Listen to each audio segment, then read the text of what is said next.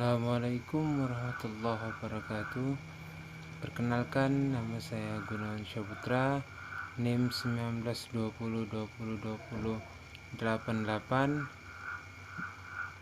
akan membacakan makalah yang berjudul Tasawuf sebagai media memajukan peradaban manusia. Tasawuf sebagai media memajukan peradaban manusia. Tasawuf merupakan masdar dari fi'il tasawwafu yatasawwafu tambahan 2 huruf menjadi tasawufan. Sebenarnya berasal dari safa yasufu saufan yang memiliki arti menjadi berbulu yang banyak. Dalam arti sebenarnya ialah menjadi supi yang ciri khas pakaiannya terbuat dari bulu domba dalam kurung wol.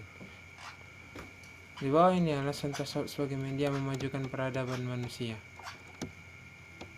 1. Polemik tasawuf.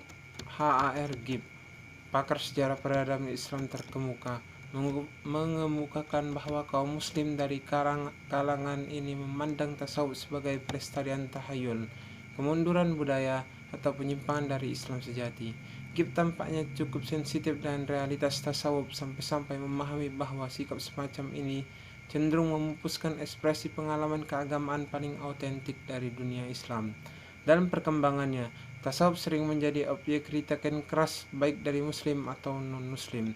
Kritik ini diargumentasikan dari sebagai para pengikut tasawuf yang terlalu jauh tenggelam dalam dunia tasawuf sehingga terkesan lari dari kehidupan dunia, bersifat asosial, bersifat terlalu spiritualistik dengan melupakan segi-segi kesolehan sosial dan substansial. Tasawuf juga sering disejajarkan dengan spiritualisme isolatif, spiritualisme orang-orang yang lemah dan egois, yang tidak tahan menghadapi kejahatan dan bahaya, kemudian lari ke uzlah tanpa mengindahkan aspek-aspek sosial. 2. Urgensi tasawuf. Ibnu Qayyim Kalam menyebut para pembahas ilmu ini telah sependapat bahwa tasawuf adalah moral. Barang siapa di antara kamu semakin bermoral, tentu jiwamu semakin bening. Berawal dari moral yang baik, maka peradaban akan terbentuk suatu peradaban yang lebih beradab.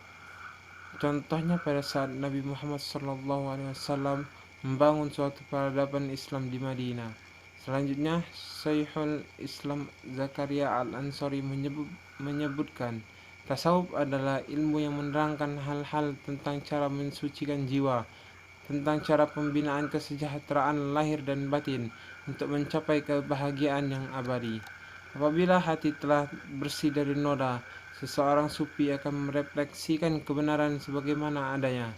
Pandangan akan terhindar dari gangguan angan-angan, kesalahan, cinta diri, atau kehendak mencari keuntungan pribadi. Dalam keadaan hati yang bersih itu, seseorang sufi akan mampu mempergunakan akal universal atau kesadaran hati yang secara potensial sudah ada dalam dirinya.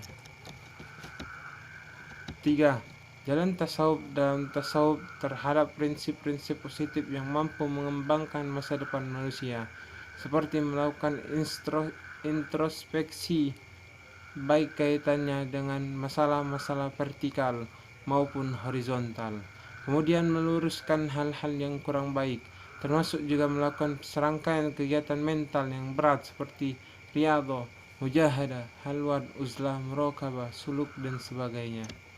Rumusan akhlak ajaran tasawuf klasik khususnya yang menyangkut konsep zuhud sebagai makom yang diartikan sebagai sikap menjauhi diri dari dunia dan isolasi terhadap keramaian duniawi karena semata-mata ingin bertemu dan makrifat kepada Allah Subhanahu wa taala. Cahaya ini akan semakin terang ketika ia dapat membebaskan dirinya dari keterikatan dunia.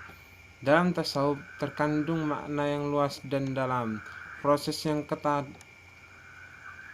latihan yang istiqomah, dan tekad yang kuat dalam beramal akan menemukan makna hakikinya, makna tasawuf secara positif. Adapun zuhud merupakan aspek praktis tasawuf yang pada masa awalnya tidak terlepas dari permasalahan-permasalahan yang dihadapinya. Ia tampil dalam rangka memberikan solusi spiritual terhadap problema sosial, politik, ekonomi, dan budaya. 4. Tasawuf sebagai spirit Islam. Tasawuf merupakan sebagai perwujudan dari ihsan, yakni penghayatan terhadap seseorang terhadap agamanya. Dalam hadis di atas, Rasulullah Shallallahu Alaihi Wasallam menempatkan al-ihsan pada posisi terakhir, yakni setelah al-iman dan al-islam. Hal ini memberi peringatan bagi kita bahwa derajat al-ihsan yang bisa juga disebut dan tasawuf dapat dicapai oleh seseorang jika ia telah beriman dan sungguh-sungguh dan mengamalkan Islam secara sempurna. Karena al-ihsan merupakan perwujudan dari kuatnya tauhid dalam hati seseorang. 5. Tasawuf dan sosial. Di dalam tasawuf ada ajaran-ajaran yang berkaitan dengan kehidupan konkret yang menata hubungan antar sesama manusia.